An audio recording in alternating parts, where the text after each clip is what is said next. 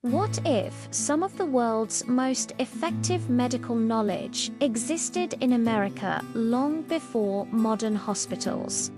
And what if most of it was deliberately erased?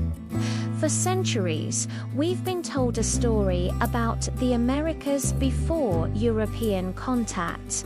A story of primitive societies and superstitious medicine.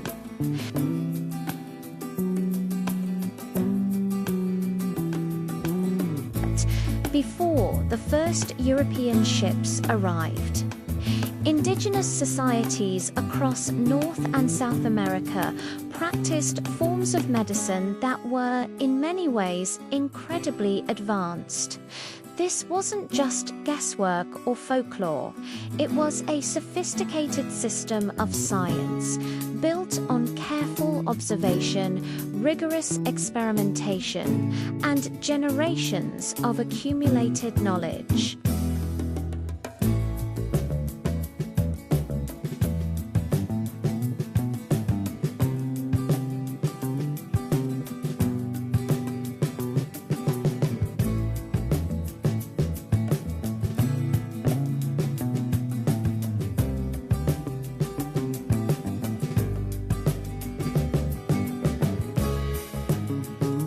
The story we usually hear is that European medicine was superior and that indigenous practices were little more than primitive rituals. Colonial records are filled with dismissive accounts, labeling indigenous healers as witch doctors and their remedies as unsophisticated. But when we look at the actual evidence, from archaeological findings to modern scientific analysis, a completely different picture emerges. We find that many treatments and medical concepts we use today didn't just appear out of nowhere.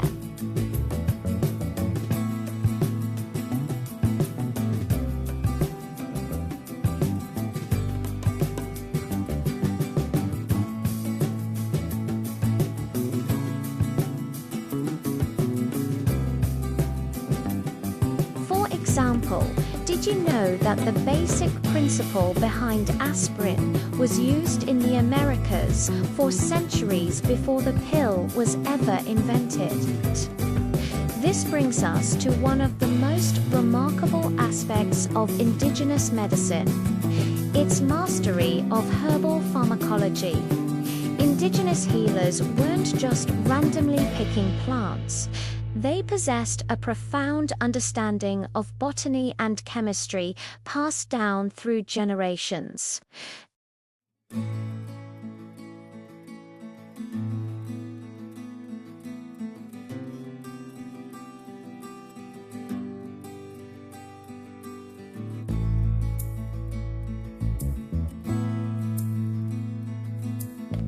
In South America, they discovered that the bark of the cinchona tree could effectively treat the fevers associated with malaria, a discovery that saved countless lives around the world after it was adopted by Europeans.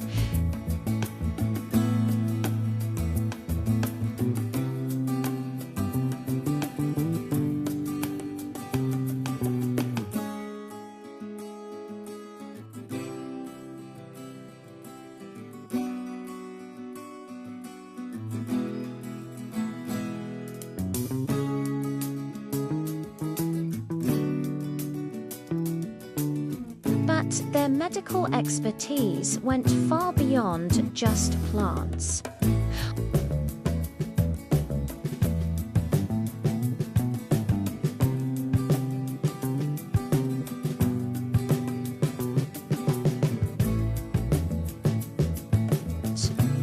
The procedure, known as trepanation, involved drilling a hole into the skull to relieve pressure or treat head injuries.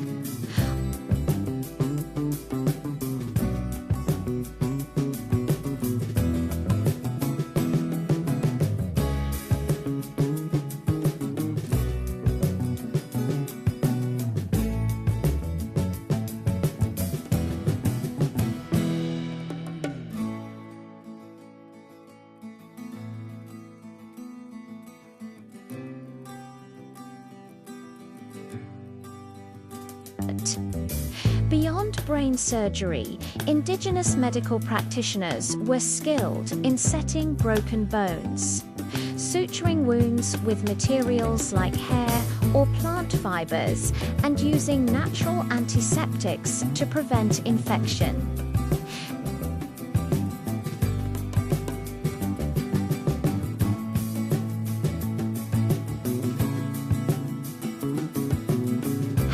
Wasn't just about treating an individual when they got sick.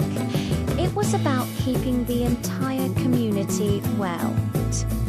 Many indigenous societies had what we would now call sophisticated public health systems. They understood the importance of clean water and developed methods for managing waste to prevent the spread of disease. Many villages were strategically located near fresh springs or rivers, and some cultures even built rudimentary aqueducts. Health was also deeply connected to diet. They cultivated a diverse range of crops that provided a balanced and nutritious diet. And traditional knowledge included understanding which foods promoted health and which should be avoided.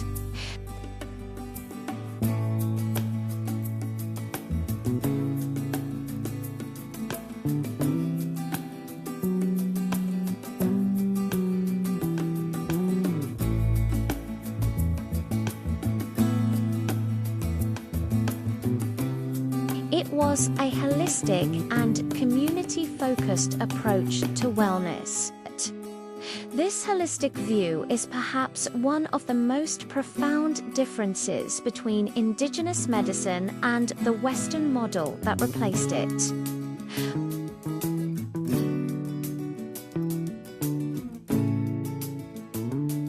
It was a state of balance between the physical body, the mind, the spirit, and the community.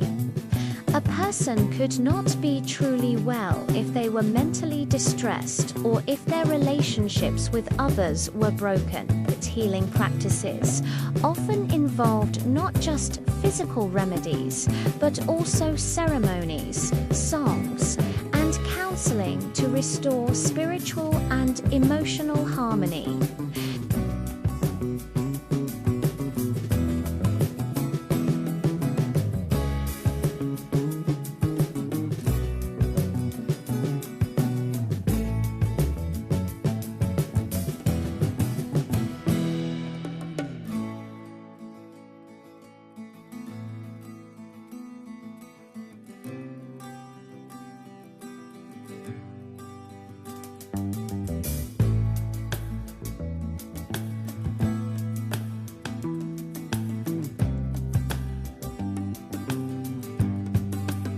Diseases like smallpox and measles, to which indigenous peoples had no immunity, swept through the continents, wiping out up to 90% of the population in some areas.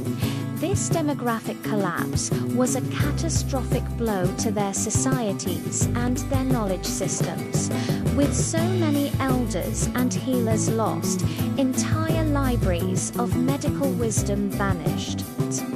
But it wasn't just disease. The medical knowledge that survived was actively suppressed.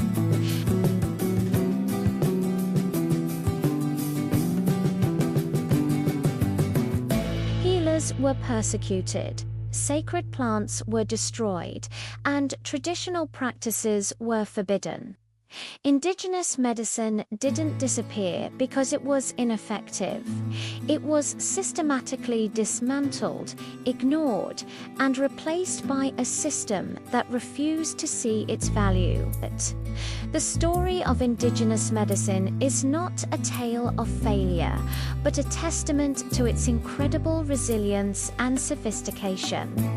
In many ways, ancient America was not medically backward. It was ahead of its time, pioneering concepts in surgery, public health, and holistic wellness that we are still learning from today. Recognizing this history is not just about correcting the record, it's about honoring the contributions of Indigenous peoples and understanding that there are diverse paths to knowledge and healing. Thank you for joining us on this journey to uncover forgotten history. If you believe in restoring these lost narratives and want to see more research-based content that challenges old myths, make sure to subscribe to the channel. We'll see you in the next video.